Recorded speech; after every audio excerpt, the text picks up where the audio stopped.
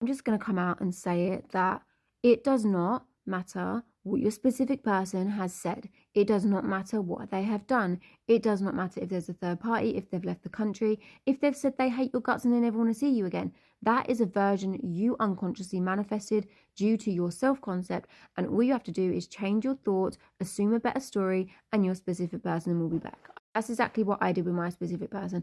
I manifested them in and then I lost them. And I can see exactly how I lost them through my shitty thinking and my crappy assumptions that I thought I'd got rid of, but I clearly didn't. And I know I didn't because there were certain things that I buried and didn't want to face.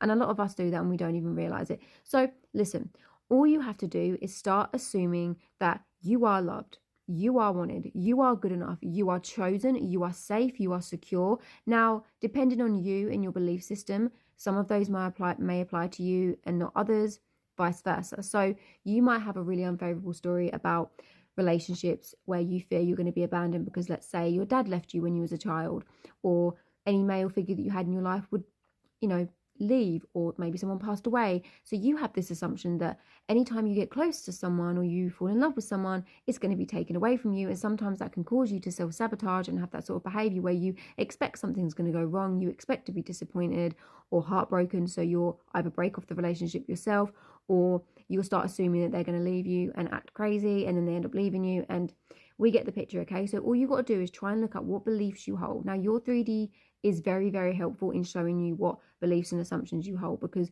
when we see things that are happening and they trigger us, how we feel in that moment is telling us what we assume to be true. Okay, so use that to your advantage. So when we say ignore the 3D, we mean ignore the 3D in the sense of don't let it consume you. Don't let the 3D circumstances dictate what you're now choosing, because the way that what's going on in your 3D now is an old story.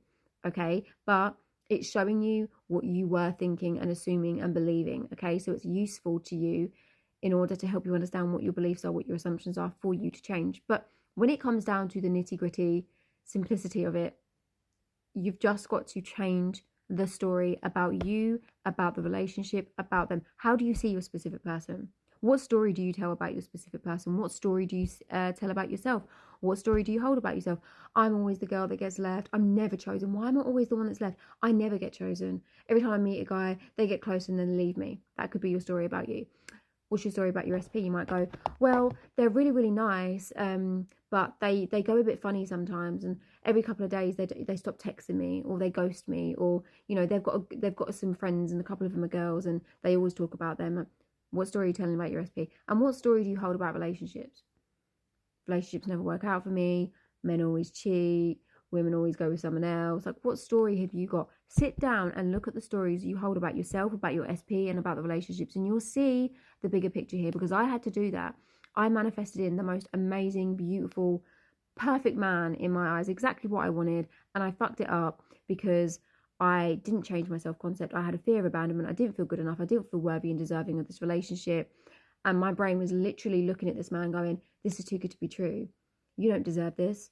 You don't deserve this, because of my abandonment issues from growing up. My dad left and then my mum died, and my mum had a lot of kids, so I didn't get a lot of attention, and I didn't feel like a priority, in the sense, not like she purposely didn't prioritize me, but when there's a lot of kids, sometimes you can't be the number one priority, right? So I self-sabotage. I fucked that up, but I changed my story and I got him back, and we're now married and we live together. For those of you that know, you know the story. I don't have to repeat it, but there might be new people here that have never heard the story before, and I just want you to know that if I can do it, you can do it.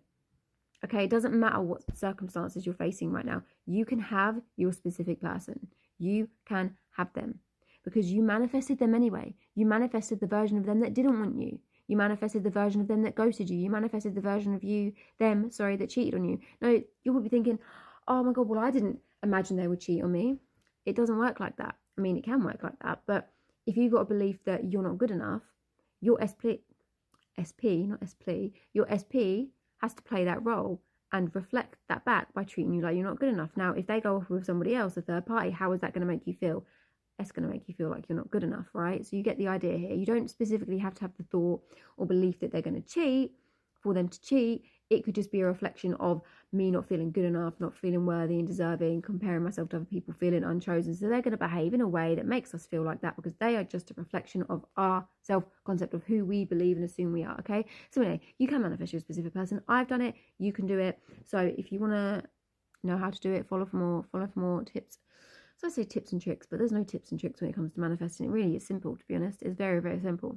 So write down what assumptions you hold about you, love, relationships, your SP, and then write the complete opposite.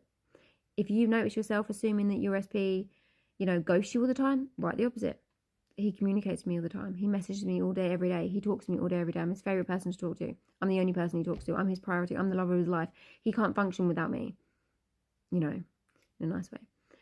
And what do you see about you? Oh, I'm never chosen. I always get left. They always pick someone over me. I am the chosen one. There is no choice when it comes to me. People never leave me now. People love to stay in my life. This is who I am. This is who I am. And you've got to really say it with conviction. Like, this is who I am now.